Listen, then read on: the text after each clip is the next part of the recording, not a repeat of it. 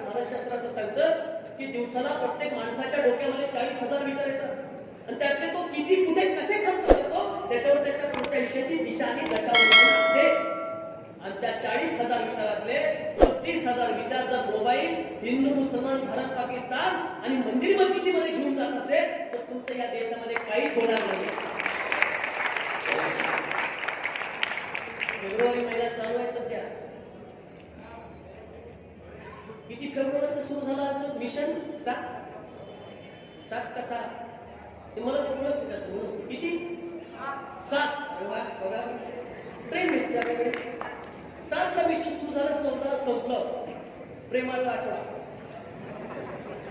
शुक्र तेवढं घेईल आणि काही दांडके घेऊन, काही कुठं दांडके घेऊन आणि काही एक दुजे घेऊन.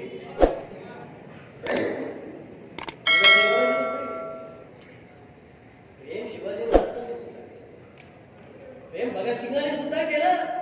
अरे भगतसिंगाला त्याची आई विद्यावती कौन अच्छी मिले भगत है तेरी बहन की उम्र हो गई. तेरा चाचा सोनू सिंह जेल में मर गया. तेरा दूसरा चाचा अजीत सिंह जेल में पड़ा है. तेरा बाप गाँव गाँव घूम रहा है. किशन सिंह शादी कर ले, ब्याह कर ले, 2 के 4 हो जाए ना, कुल का संतान आगे बढ़े.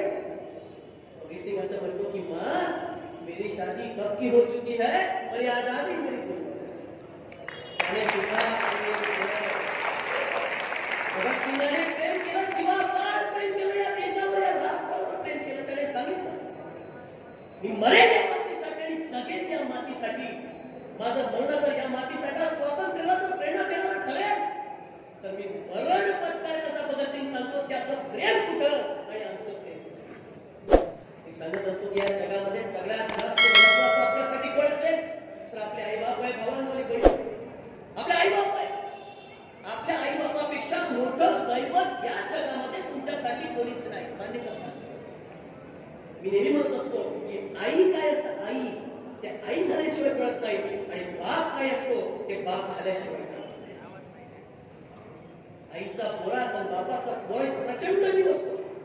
तळहाताच्या फोडाप्रमाणे लहानाचं मोठं करायचं, वाढवायचं. दुखलं सुखलं वया पेन पुस्तकात सगळं काही, सगळं तुमच्या 12 भानगडीत सगळं निपटवायचं. आपण काय करायचं? आपण काय करायचं? माझा लोक प्रेमी वाकडे नाही. आपण काय करायचं? कष्टाचं चीज करायचं. बरं माझ्या तरुण भावांनो आणि बहिणींनो तुमच्याशी बोलतोय मी, तुमच्याशी चर्चा करतोय. आपण काय करायचं? मला माहित नाही तुम्ही डॉक्टर झालं पाहिजे का, इंजिनियर झालं पाहिजे का, नेता झालं पाहिजे, पण मला एवढं गोष्ट माहिती आहे की तुमच्या बापाने तुमच्याकडे बघून अभिमानाने म्हटलं पाहिजे की हा माझा मुलगा आणि ही माझी मुलगी आहे. त्या दिवशी तुम्हाला छत्रपती शिवाजी महाराज समजले. दरिद्री उपद्रवी भंगार उद्योग करायची नाही. छोटंच आयुष्य. स्वामी विवेकानंद म्हणतात जन्माला जातात काहीतरी करून जा, काहीतरी महत्वाची फूट सोडून जा, नाहीतर दगड पाषाण आणि जनावरांमध्ये तुमच्यात फरक काय.